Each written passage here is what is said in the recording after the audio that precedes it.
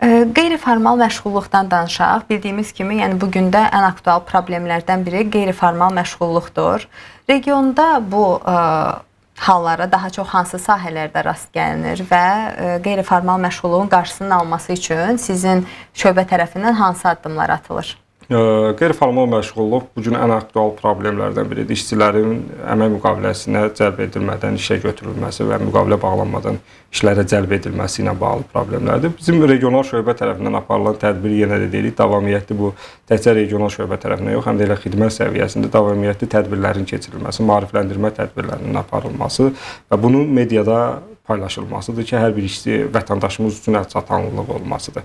Daha çox hansı sahələrdə biz bununla bağlı rastlaşırıq? Əlbəttə ki, daha xidmət sahəsində, tikinti sahəsində, istehsalat sahəsində bu hallar daha çox aşkar olunur ki, işçilərin əmək müqaviləsi bağlanmadan işlərə cəlb edilir ki, bu da artıq özündə bir inzibati məsuliyyətə səbəb olur. Aşkarlanarsa bu hal müvafiq araşdırma aparılır, araşdırmanın nəticəsində işə götürən barəsində inzibati icraata başlanılır.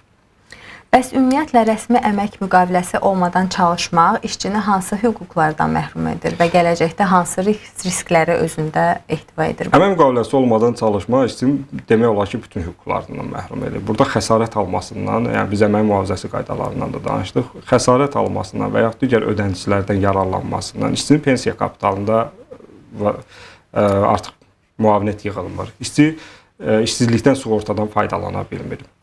Adam əmək müqaviləsiz işlədikdə, işçi xəsarət aldıqda, istehsalatda xəsarət alma halı baş verdikdə buradakı ödənicilərdən faydalana bilmir və davamiyyətdə artıq işə götürən bunu təmin etmədikdə mübahisəli hal yaranır, gedir məhkəmə predment olur və bu problemlərdən qarşılaşmış olur ki, artıq bütün ödənişlərdən işçi sosial hüquqlarından istifadə edə bilmir, məzuniyyət hüququndan istifadə edə bilmir. Deyək ki, adam ümumiyyətcə müqaviləsiz işləyir, məzuniyyətə çıxmır. Məzuniyyətə çıxmadıqda artıq məzuniyyət haqqından istifadə edilə bilmir. Yəni, ilkin öncə olaraq hər bir vətəndaşımızın işə başladıqda ilk tələb eləyəcəyi əmək müqaviləsinin olmasıdır.